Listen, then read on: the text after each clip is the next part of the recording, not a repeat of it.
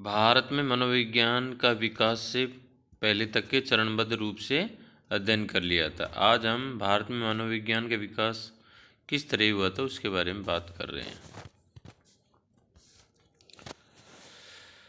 भारतीय दार्शनिक परंपरा इस बात में धनी रही है कि वह मानसिक प्रक्रियाओं तथा मानव चेतना, स्वयं, मन शरीर के संबंध तथा अनेक मानसिक प्रक्रिया जैसे संज्ञान, प्रत्यक्षण, भ्रम, अवधान तथा तर्कना आदि पर उनकी झलक के संबंध में केंद्रित रही है।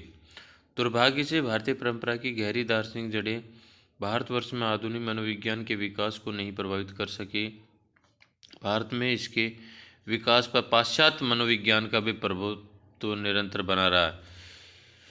यद्यपि यहाँ एवं विदेश में भी इसकी एक अलग पहचान के लिए कुछ प्रयास किए गए और कुछ बिंदु सुनिश्चित किए गए। इन प्रयासों ने वैज्ञानिक अध्ययनों के माध्यम से भारतीय दार्शनिक परंपरा की बहुत सी मान्यताओं की सत्यता स्थापित करने का यत्न किया है।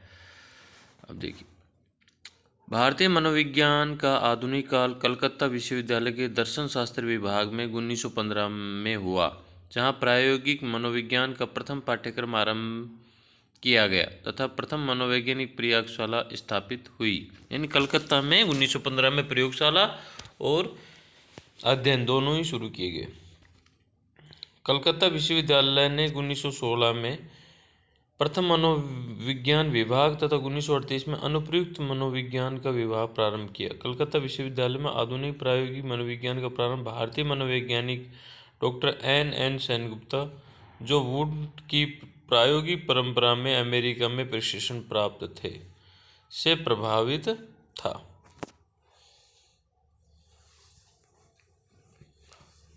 से बहुत प्रभावित थे।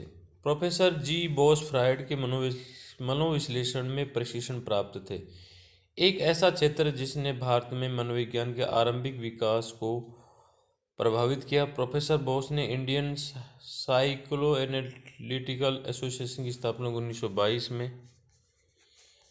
में की। मैसूर विश्वविद्यालय एवं पटना विश्वविद्यालय में मनोविज्ञान के अध्यापन एवं अनुसंधान के प्रारंभिक केंद्र प्रारंभ हुए।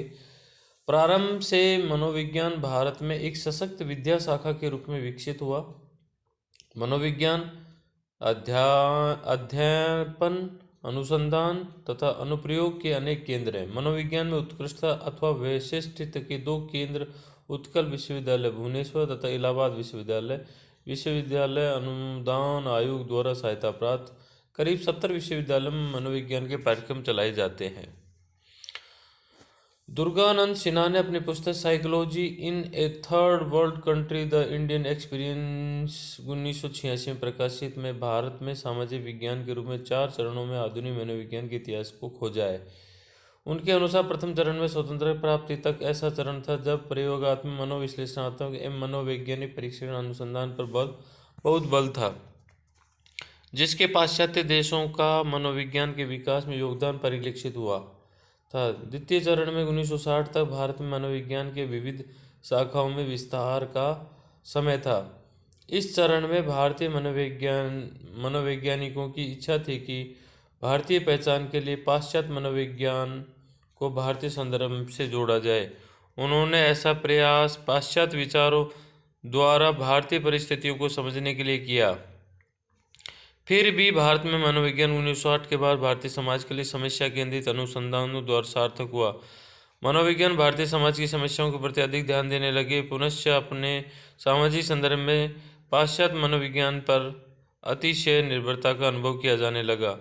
महत्वपूर्ण मनोवैज्ञानिकों ने उन अनुसंधान की सार्थकता पर अधिक बल दिया जो हमारी परिस्थितियों के लिए सार्थक हो। भारत में मनोविज्ञान की नई पहचान की खोज के कारण चतुर्थ चरण में 1970 के अंतिम दशक में देशज मनोविज्ञान का उदय हुआ। पाश्चात्य ढांचे को नकारने के अतिरिक्त भारतीय मनोवैज्ञानिकों ने एक ऐसी समझ विकसित करने की आवश्यकता पर बल दिया जो सामाजिक एवं सांस्कृतिक रूप से सार्थक ढांचे पर आधारित हो। इस रुझान की झलक इन प्रयासों में दिखी जिनसे पारंपरिक भारतीय मनोवैज्ञानिक पर आधारित उपागमों का विकास हुआ, जो हमने प्राचीन ग्रंथों एवं धर्म ग्रंथों से लिए थे। इस प्रकार इस चरण की विशेषता को उद्देश्य से मनोविज्ञान के विकास जो भारतीय सांस्कृतिक संदर्भ से उत्पन्न हुआ था तथा भारतीय मनोविज्ञान एवं समाज के लिए सार्थक था और भारतीय पारंपरिक ज्ञान पर आधारित था द्वारा जाना जाता है।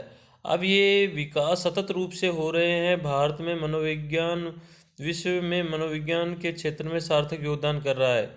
ये बहुत ही संदर्भगत है जिसमें मनोवैज्ञानिक सिद्धांतों के विकास की आवश्यकता जिनकी जड़ें हमारे सामाजिक एवं सांस्कृतिक संदर्भ में पाई जाए। इसी के साथ हम देखते हैं कि नए अनुसंधान अध्ययन जिसमें तंत्रिका जैविक तथा स्वास्थ्य विज्ञान के अंतरपृष्ठीय स्वरूप समाविष्ट हैं किए जा रहे हैं। भारत में मनोविज्ञान का अनुप्रयोग अनेक व्यावसायिक क्षेत्रों में किया जा रहा है। मनोवैज्ञानिक मात्र विशिष्ट समस्या वाले बच्चों के साथ कार्य नहीं कर रहे हैं, वे चिकित्सालयों में नैदानिक मनोविज्ञान के रूप में नियुक्त हो रहे हैं। मानव संसाधन विकास मंत्रालय एवं विज्ञापन विभागों ने जैसे कंपनियां संगठनों में, खेलकूद निदेशालयों में, विकास क्षेत्र तथा सूचना प्रौद्योगिकी उद्योगों में नियुक्त हो रहे हैं। यानी हमने ये अध्ययन किया है अभी कि भारत में मनोविज्ञान का विकास कैसे हुआ है और किस चरणबद्ध तरीके से हुआ है। 1915, 1916, फिर 1938, फिर 1922 में प्रोफेसर बोस ने इंडियन साइकोएनालिटिकल एसोसिएशन की स्थापना हुई। फिर देखिए किस तरीके से विश्वविद्यालय, ये पुस्तक बहुत कभी ना कभी परीक्षा में जरूर आएगी। दुर्गानंद सिन्हा ने अपनी पुस्तक psychology in A third world country the Indian experience, यानी भारत के अनुभव जो 1986 के आधार पर थे, दुर्गानंद सिन्हा ने साइकोलॉजी को भारत में थर्ड वर्ल्ड बताते हुए उसकी अवधारणा के बारे में बात करी। 1960 के द्वितीय चरण या 1970 के आसपास भारत में अंतिम रूप से मनोविज्ञान का विकास पर पढ़ाई अध्ययन जोर शोर से होने लगा। आज हम इतना ही करते हैं भारत में मनोविज्ञान के विकास के अवधारणाओं और उसी को। धन्यवाद।